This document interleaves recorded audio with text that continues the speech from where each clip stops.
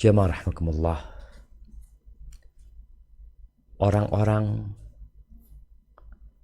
yang tidak beriman berusaha sekuat tenaga untuk mematikan cahaya Allah Subhanahu wa taala. Bagaimana mereka di masa Rasul sallallahu alaihi wasallam di awal beliau berdakwah. Mereka melakukan berbagai macam penindasan, gangguan, penyiksaan agar Rasul sallallahu alaihi wasallam dan orang-orang yang beriman berhenti berdakwah, berhenti menganut agama Islam ini. Sampai akhirnya di tahun ke-10 kenabian, paman Nabi alaihi salatu wassalam, Abu Talib, meninggal dunia di atas kesyirikannya, disusul dengan kematian Khadijah radhiyallahu taala anha. Akhirnya tahun tersebut dikenang dengan tahun duka cita. Gangguan dan siksaan semakin menjadi-jadi. Akhirnya Rasul sallallahu alaihi wasallam meninggalkan kota Mekah menuju ke Taif. Tidaklah beliau melewatin Qabilah, melainkan beliau berdakwah di sana, menyampaikan agama Allah ini. Walaupun sepanjang perjalanan sampai ke Taif pun tidak ada yang menerima dakwah Nabi alaihi salatu wassalam. Tapi tugas beliau adalah menyampaikan, dan beliau telah menjalankan amanah tersebut. Pulang dari Taif, kita tahu ceritanya. Bagaimana Nabi alaihi salatu wassalam dilemparin batu, beliau berdarah-darah. Kemudian ada cerita masuk Islamnya bangsa jin. Lalu Nabi alaihi salatu wassalam balik lagi ke kota Mekah untuk melanjutkan dakwah beliau. Tapi beliau mulai melakukan kegiatan dakwah kepada selain penduduk Mekah. Orang-orang yang datang dari jemaah haji, dari jemaah umrah, beliau datangin, beliau dakwahin. Ada yang menerima, ada yang tidak menerima, ada yang menolak dengan kasar, ada yang menolak dengan halus. Tapi semua itu tidak membuat semangat Rasulullah SAW jadi padam atau redup. Dan Allah Azza wa Jalla mengatakan, walladzina jahadu fina lanahdiyannahum subulana. Dan orang-orang yang benar-benar berjuang di jalan kami, pasti kami akan berikan petunjuk. Wa innallaha lama'al muhsinin. Allah bersama orang-orang yang suka berbuat baik. Mulailah masuk Islam. Ya. Beberapa orang, tidak banyak, dari mereka yang datang ke kota Mekah. Siapa saja, kita akan membaca beberapa kisah dari mereka. Nah, tafadhal dibaca. Orang-orang yang beriman selain penduduk Makkah. Selain menawarkan Islam kepada berbagai kabilah dan utusan, Rasulullah Shallallahu Alaihi Wasallam menawarkannya kepada perorangan secara langsung. Di antara mereka ada yang menolaknya secara baik-baik, dan ada pula beberapa orang yang beriman tak lama kemudian setelah musim haji.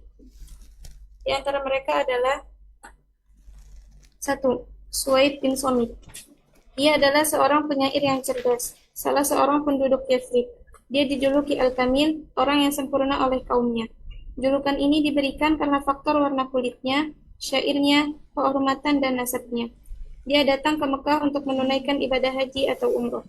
Lalu Rasulullah Shallallahu Alaihi Wasallam mengajaknya masuk Islam. Dia berkata, seperti apa yang ada padamu sama dengan apa yang ada padaku. Terus Rasulullah Shallallahu Alaihi Wasallam berkata kepadanya, apa yang ada padamu? Dia menjawab, hikmah Luqman. Beliau berkata lagi, bacakan kepadaku. Dia pun membacakannya. Maka Rasulullah pun berkata, sesungguhnya ucapan ini indah, tetapi apa yang aku bawa lebih indah lagi daripada ini. Ialah Quran yang diturunkan oleh Allah kepadaku. Ia adalah petunjuk dan cahaya. Kemudian beliau membacakan ayat-ayat Al-Quran kepadanya dan mengajaknya untuk memeluk Islam. Dia menerimanya dan masuk Islam. Dia berkomentar, sesungguhnya ini memang benar lebih indah. Setelah tidak berapa lagi tinggal di Madinah, dia terbunuh pada perang yang terjadi antara suku Aus dan Khazraj sebelum perang Bu'ath. Dia masuk Islam pada permulaan tahun 11 dari kenabian. Barakallahu fikum. Naam, ahibati fillah.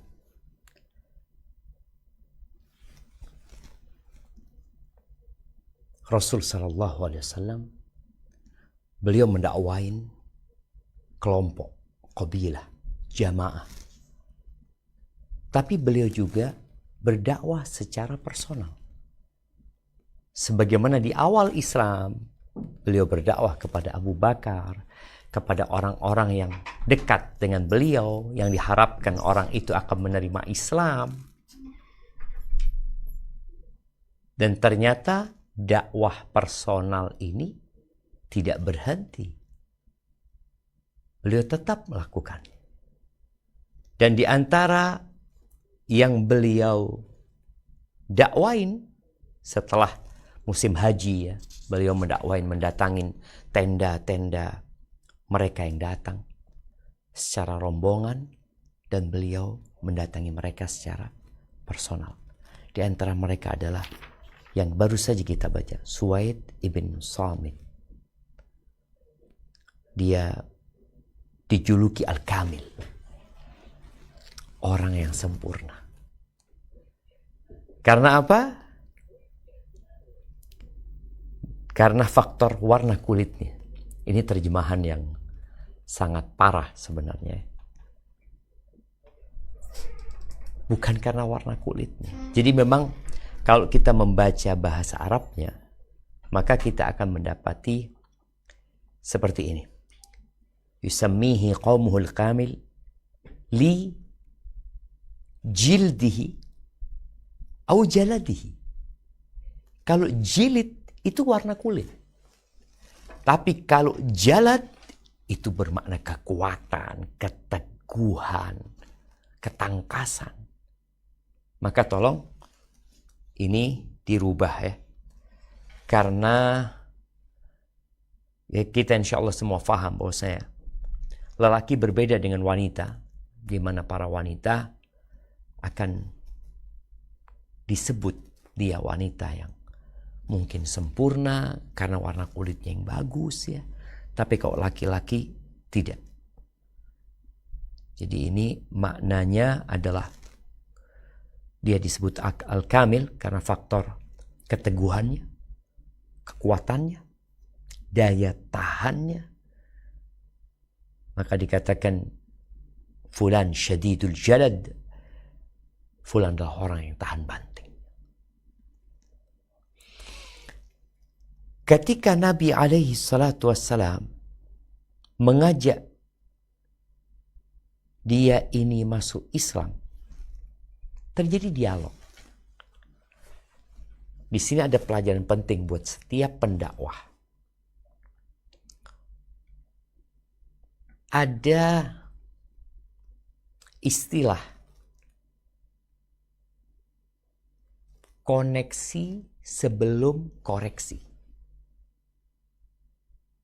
Bagaimana kita melakukan koneksi terlebih dahulu sebelum kita melakukan koreksi. Perlu nyambung dulu. Baru setelah itu diperbaiki. Kalau nggak nyambung, apa yang mau diperbaiki? Disambungin dulu. Oh, ternyata ada yang error. Ada yang kurang tepat. Ada yang salah umpamanya. Maka ini menjadi pelajaran buat setiap guru, setiap orang tua, siapa saja yang ingin memberikan nasihat, hendaklah dia memulai dengan menyambung koneksi terlebih dahulu. Rasul sallallahu alaihi wasallam bagaimana beliau menjumpai Suwaid. Dia mungkin datang haji atau datang umrah. Nabi mengajaknya kepada Islam. Lalu kata Suwaid, la'alla alladhi ma'aka mithla alladhi ma'i. Ini udah nyambung nih, udah ada obrolan yang enak. Lalu Suwaid mengatakan, sepertinya apa yang ada padamu sama dengan yang ada padaku. Ketika Suwaid mengatakan itu, berarti obrolannya mulai enak. Nabi SAW tidak menepis, tidak menafikan, tapi beliau bertanya, wa malladzi ma'ak. Beliau bertanya, sallallahu alaihi wasallam, apa yang ada padamu? Ini orang enak ketika dia ngobrol seperti ini, nggak satu arah. Akhirnya Suwaid mengatakan hikmatul Luqman. Yang ada padaku hikmahnya Luqman. Kata-kata yang bijak, pelajaran-pelajaran yang indah dari Luqman yang kita tahu di Al-Quran ada surat Luqman. Apa yang Rasulullah SAW katakan setelah itu? I'ridha alayya. Beliau berkata lagi, bacakan kepadaku, paparkan kepada aku seperti apa yang ada padamu.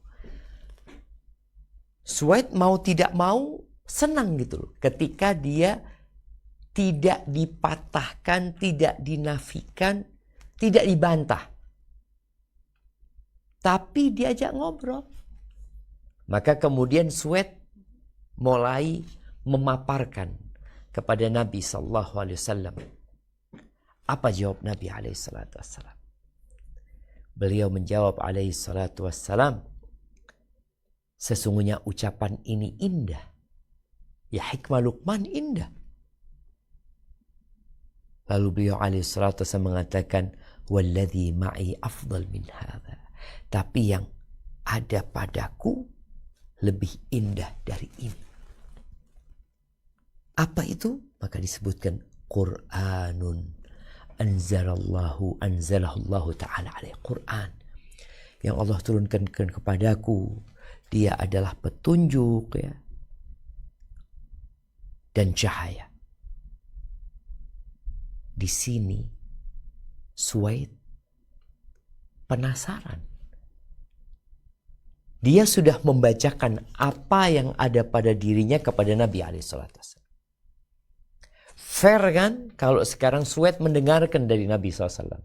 Sebagian kita ingin didengarkan tapi tidak mau mendengarkan. Rasulullah SAW mengajarkan kepada setiap da'i, kepada setiap guru, setiap muslim untuk belajar mendengar. Sebelum engkau membantah, sebelum engkau berdialog, maka dengarkan terlebih dahulu.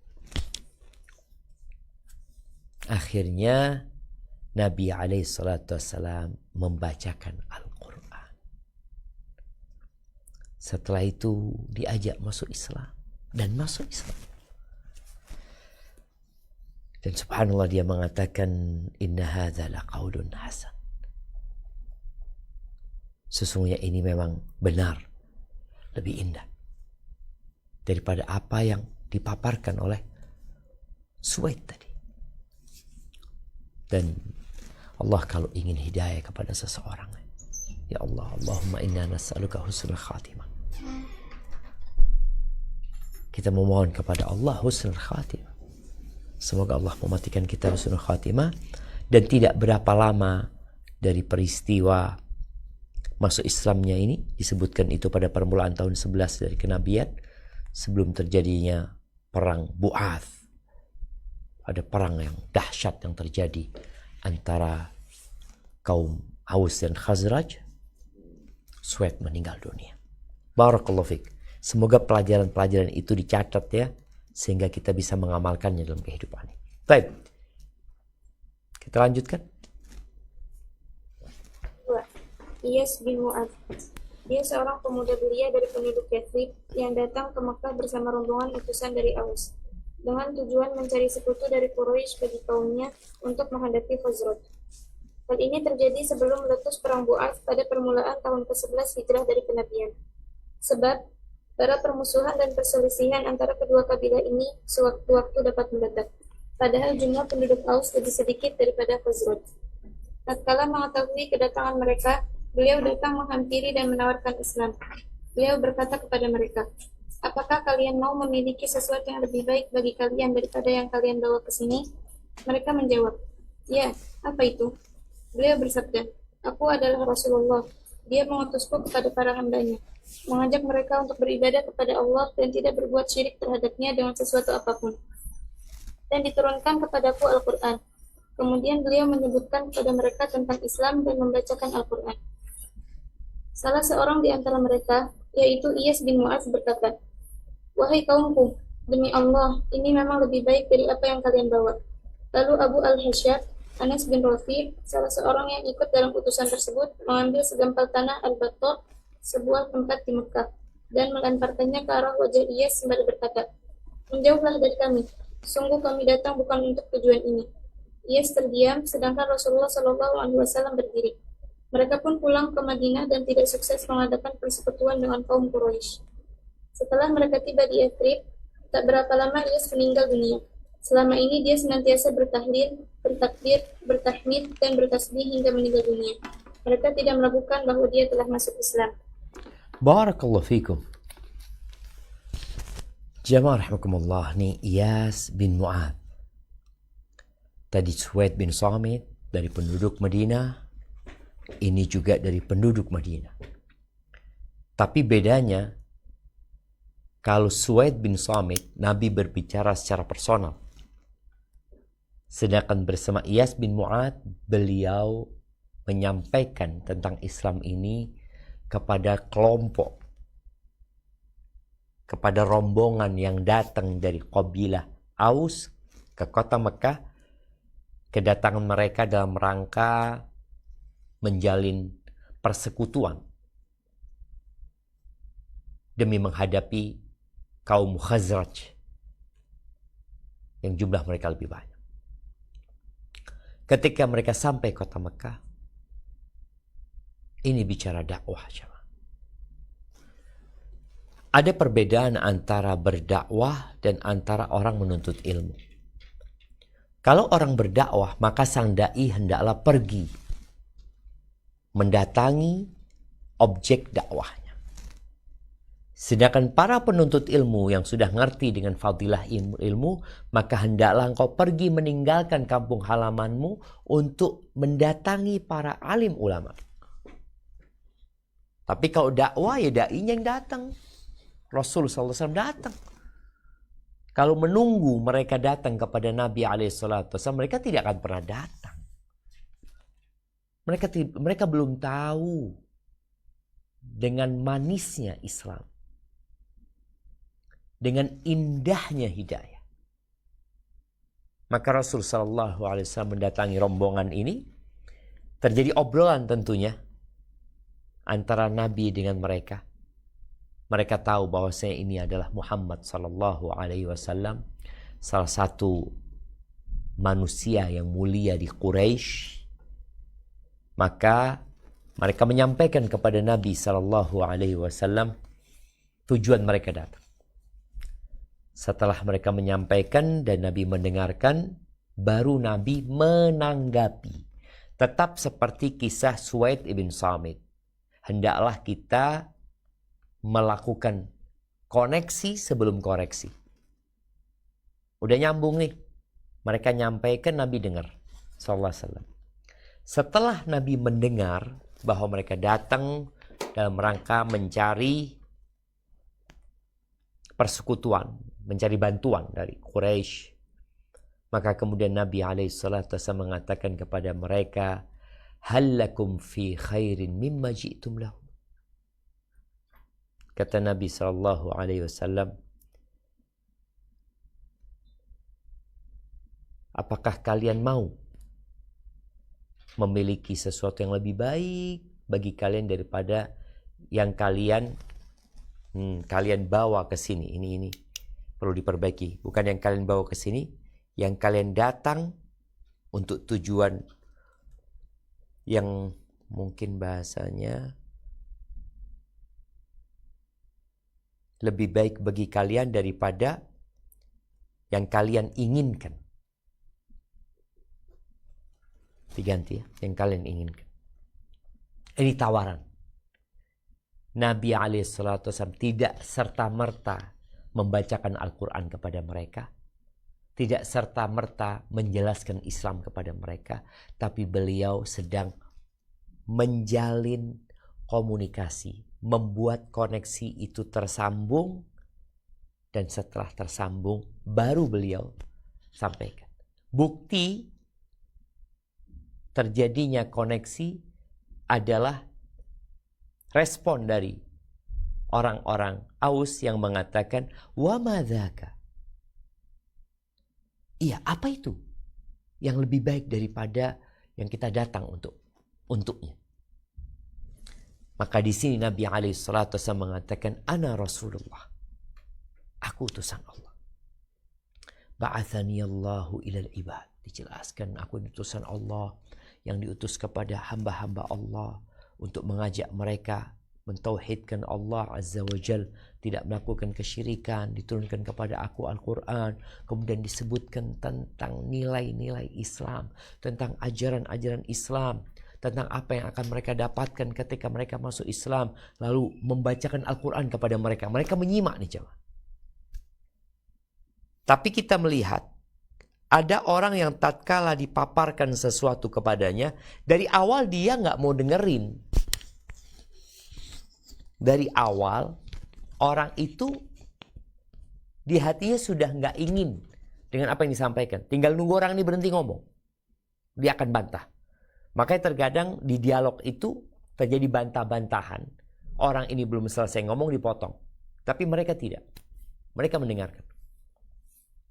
Makanya nanti penduduk neraka itu mereka menyesal. Salah satu ungkapan penyesalan mereka, "Lau kunna nasma' au na'qil ma kunna fi ashabis sa'ir."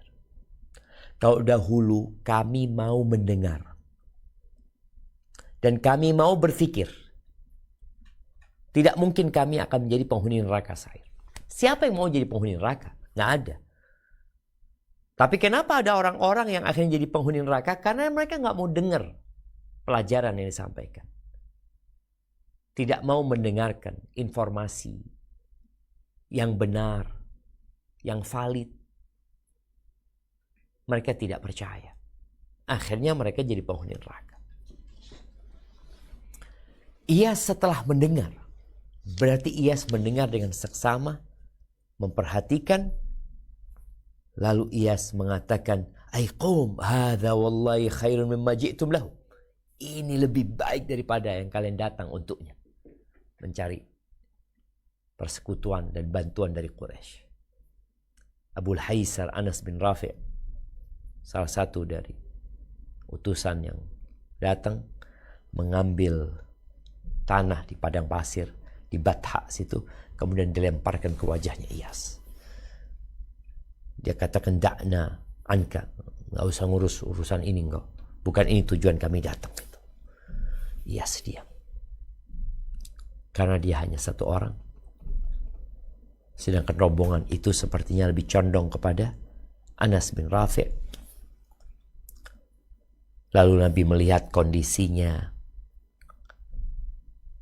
kurang menguntungkan, memanas, beliau bangkit dan pergi.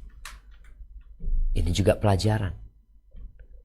Tatkala kita menyampaikan sesuatu, kemudian ternyata yang kita sampaikan menyebabkan adanya keributan, apa yang harus kita lakukan?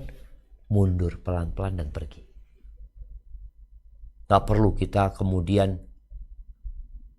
hadir di tengah perseteruan yang ada, karena itu hanya akan membuat api semakin membara. Orang kalau sedang emosi, sedang marah, tidak bisa dikasih tahu. Ya udah, Nabi pergi. Ini juga pelajaran. Kalau ada orang yang sedang emosi, jangan kasih nasihat. Tapi bagaimana dia dibuat tenang. Baru setelah itu kita kasih nasihat. Akhirnya rombongan itu pulang. Misi mereka tidak sukses. Target mereka tidak didapatkan. Akhirnya mereka sampai kota Madinah. Dan subhanallah, Iyas bin Mu'ad, Allah matikan dia. sebagaimana Allah matikan Suwaid bin Samit. Karena kondisinya tidak mendukung. Ini salah satu rahmat Allah Azza wa Jalla. Di mana seorang ketika beriman, kemudian dia mendapati kondisi yang tidak memungkinkan bagi dia untuk menghadapinya, maka kematian menjadi solusi sehingga dia tetap dapat mempertahankan keimanannya. Barakallahu fikum. Nah, orang ketiga. Yang ketiga, Abu Dzar Al-Ghifari. Dia termasuk penduduk pinggiran Yathrib.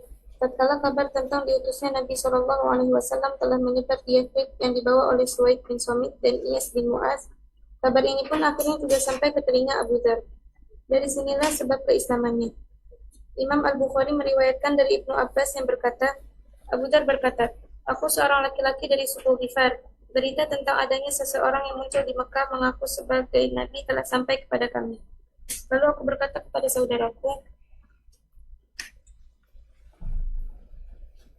berangkatlah menemui orang itu dan berbicaralah dengannya.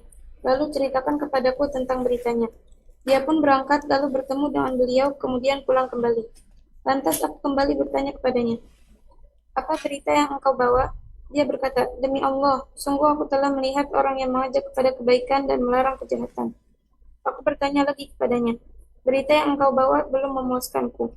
Aku pun mengambil tas dan tongkat, kemudian berangkat ke Mekah, tapi aku seolah-olah tidak mau tahu urusannya dan tidak suka bertanya tentang dirinya.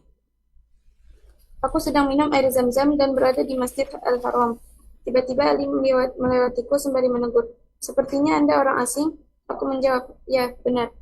Dia kemudian pulang ke rumahnya sementara aku ikut bersamanya, tetapi dia tidak bertanya sepatah kata pun kepadaku selama dalam perjalanan. Aku juga tidak bertanya kepadanya dan tidak pula memberitahunya. Pada pagi esok harinya, aku datang ke Masjidil Haram untuk bertanya kepadanya tentang beliau Shallallahu Alaihi Wasallam. Tidak seorang pun yang memberitahukan kepadaku tentang dirinya. Lalu Ali kembali melewatiku sembari bertanya, apakah Anda masih belum tahu di mana rumahnya? Aku menjawab, belum. Dia berkata, berangkatlah bersamaku. Dia berkata kepadaku, apa urusanmu? Apa maksud kedatanganmu di negeri ini? Aku memberitahukannya. Jika engkau mau merahasiakannya, maka aku akan jelaskan. Dia berkata, aku setuju. Lalu aku bercerita, telah sampai berita kepada kami bahwa ada seorang laki-laki yang muncul di sini mengaku sebagai Nabi Allah. Lalu aku utus seseorang untuk berbicara dengannya. Dia pun pulang, tetapi informasinya tidak memuaskanku karenanya sekarang aku ingin menemuinya langsung. Ali berkata kepadanya, engkau memang sudah mendapat petunjuk. Wajahku ini menghadap ke arahnya. Masuklah sebagaimana aku masuk, karena bila aku melihat seseorang yang aku khawatirkan akan mencelakaimu, aku akan minggir ke tembok seolah-olah tengah memperbaiki sandalku. Sedangkan kamu teruslah berjalan. Ali pergi dan aku ikut bersamanya hingga dia memasuki rumah. Aku masuk bersamanya menghadap Nabi Shallallahu Alaihi Wasallam. Lalu aku berkata kepada beliau, jelaskan kepadaku tentang Islam. Beliau menjelaskannya. Lalu aku seketika itu masuk Islam. Beliau berkata kepadaku, wahai Abu Dzar, rahasiakanlah urusan ini dan kembalikanlah ke negerimu. Bila engkau telah mendengar kemenangan kami, maka datanglah kembali. Maka aku berkata, demi Zat yang telah mengutusmu dengan kebenaran, sungguh aku akan secara lantang mengatakannya di hadapan mereka. Aku kemudian pergi ke Masjidil Haram, sementara kaum Quraisy ada di sana. Aku berkata kepada mereka, wahai kaum Quraisy, aku bersaksi bahwa tiada ilah yang berhak disembah selain Allah, dan aku bersaksi bahwa Muhammad itu adalah hamba dan rasulnya. Mereka berkata, cegah pengansuadiah, sebutan mereka terhadap agama baru Islam ini. Mereka pun mencegahnya. Aku dipukul hingga hampir mati, lalu ada Al-Abbas mendapatiku dan melindungiku. Mereka mendatanginya, tetapi dia berkata kepada mereka, celakalah kalian. Apakah kalian akan membunuh seseorang pemuda dari suku Ghifar? Padahal jalur perdagangan dan lintasan kalian melewati perkampungan mereka. Mereka akhirnya melepaskanku. Esoknya, aku pun kembali mengulangi apa yang aku ucapkan kemarinnya. Mereka pun melakukan hal yang sama. Lalu Al-Abbas kembali mendapatiku dan melindungiku dengan mengatakan kepada mereka apa yang dikatakannya kemarin. Barakallahu fikum. Ahibbati fillah.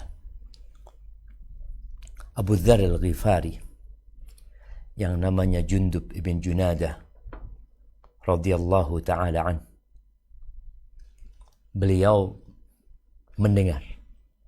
Tadi kita bicara bagaimana penghuni neraka ketika mereka dimasukkan ke neraka, lalu mereka menyesal.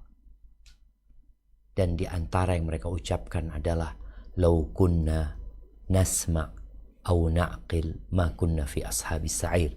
Sebagaimana Allah sampaikan di surat Tabarak. Kalau kami dahulu mau mendengar dan mau memikirkan, niscaya kami tidak akan menjadi penghuni neraka sa'ir. Dan Abu Dzar mendengar tentang Nabi SAW. Dia bukan penduduk Madinah, tapi dia penduduk di pinggiran kota Madinah. Kalau bicara Jakarta, ya Bekasi dan daerah sekitarnya ya. Abu Dzar bukan penduduk Madinah. Akhirnya Abu Dzar mengutus saudaranya. Adiknya disuruh berangkat. Abu Dzar ini punya karakter yang agak keras, ya, agak berbeda dengan sahabat lainnya. Bahkan kalau kita lihat Rasulullah SAW pernah mengatakan kepada Abu Dzar agar dia tidak menjadi pemimpin atas 2 orang saja. Dia orang yang agak tegas gitu. Kita lihat baru saja, kita baca baru saja bagaimana Abu Dzar dikasih tahu tapi beliau tetap maksa. Abu Dzar datang berjalan kaki, bawa tongkat dan jirab. Kalau disebut tas itu ya isinya kurma dia. Untuk melakukan perjalanan dari Madinah ke Mekah. Berhari-hari. Sampai Mekah, dia menyebutkan dia gak suka tanya sama orang gitu. Maka dia berhari-hari hendak mencari tahu langsung mana Rasulullah SAW. Kalau bisa tanpa perantara. Mekah adalah tempat yang ramai. Menjadi tujuan orang-orang berangkat umroh, orang-orang berdagang juga. Jadi kedatangan Abu Dzar tidak terlalu menjadi perhatian. Tapi subhanallah, diceritakan setelah beberapa hari dia bertemu dengan Ali bin Abi Thalib.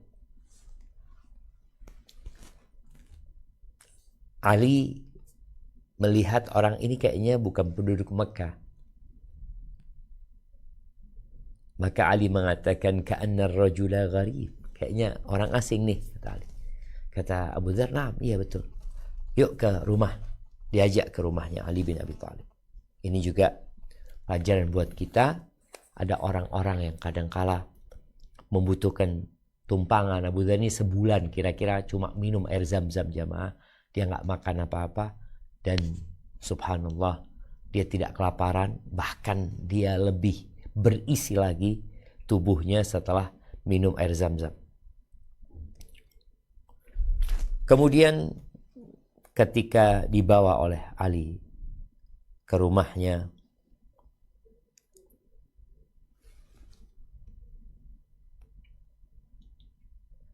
dan Ali tidak bertanya, dan aku tidak bertanya. Wala as'alu wala ukhbiru. Jadi diam-diaman aja. Dan memang ini adab ya, ketika ada tamu ke rumah, sudah dijamu, selesai. Mungkin ngobrol urusan lain, tapi ditanya mau ngapain, ada urusan apa. Tugas kita tuan rumah menjamu. Pagi harinya kembali lagi ke masjid. Kemudian nanti malam ketemu lagi sama Ali, diajak ke rumahnya. Ali mengatakan, apa engkau lupa sama tempat tinggalmu? Enggak, kata dia. Sudah, ayo, katanya. Nah, ketika itulah mulai Ali bertanya, apa urusanmu yang membuat kau datang ke sini? Kata Abu Dzar, aku akan jawab, tapi jangan sampaikan kepada siapapun. Artinya rahasia. Omongan ini rahasia. Kalau engkau mau merahasiakan, ya aku akan jelaskan. Kata Ali, ya setuju aku. Aku tidak akan bocorkan rahasia ini. Ceritalah Abu Dzar, kemudian dibawalah Abu Dzar menjumpai Nabi SAW, dibawa ke rumahnya nih. Namun, bagaimana kehati-hatian Ali bin Abi Thalib? Jangan sampai ketahuan. Berangkat menuju ke rumahnya Rasul SAW atau dibawa ke dibawa oleh Ali bin Abi Thalib untuk menjumpai Nabi Sallallahu Alaihi Wasallam. Dan Ali mengatakan, kalau nanti ada orang yang mau ngawasi kita, aku pura-pura betulin sandal, engkau tetap jalan. Sampai akhirnya dia menjumpai Nabi Sallallahu Alaihi Wasallam dan Nabi memaparkan tentang Islam kepadanya dan masuk Islam Abu Dzar di waktu itu juga. Faqala li, di antara pesan Nabi Sallallahu Alaihi Wasallam, ya Abu Dzar, uktum hadzal amr. Engkau rahasiakan urusan ini. Engkau masuk Islam, urusan engkau menjumpai aku, rahasiakan hal ini. Jangan ngomong siapa-siapa.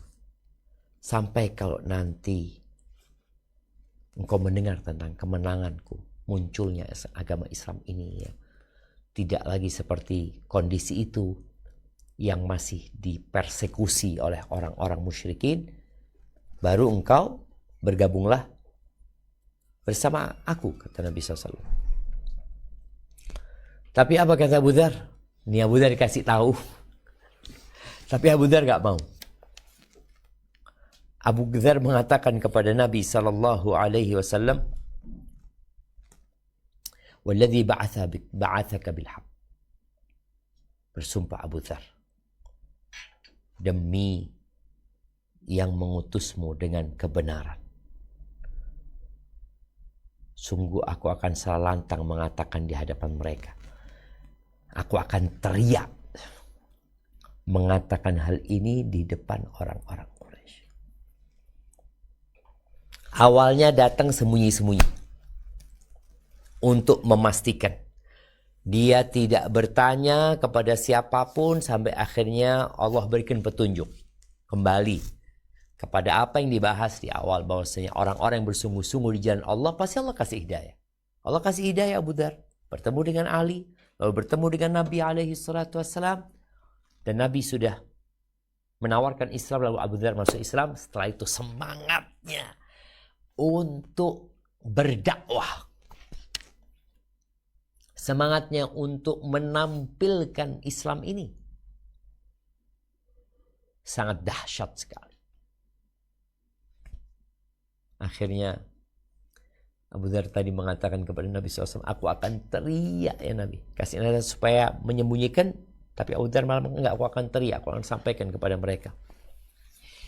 Maka kemudian datang ke Masjidil Haram, orang Quraisy sedang di sana, lalu teriak mengatakan, ya ma'syarul Quraisy, ayo orang-orang Quraisy, inni ashhadu an la ilaha illallah wa ashhadu anna Muhammadan abduhu wa rasuluh. Orang-orang Quraisy datang memukuli Abu Dzar ini sampai Abu Dzar hampir mati, coba. Dan Abu Dzar nggak peduli. Dia mau mati ya mati udah, katanya. Nggak mati hari ini, besok kita pasti mati. Akhirnya dalam kondisi yang sangat kritis, Abbas menyelamatkan Abu Dzar. Dipeluk Abu Dzar ini supaya tidak dipukul oleh orang-orang Quraisy. Kemudian Abbas menjelaskan kepada mereka, wailakum, celaka kalian, kata dia. Kalau sampai mati nih orang dari Bani Ghifar. Kan tadi disebutkan perkampungan Bani Ghifar itu di pinggiran kota Madinah. Orang Quraisy kalau mau ke Syam harus lewat sana. Kalau sampai mati nih orang sedang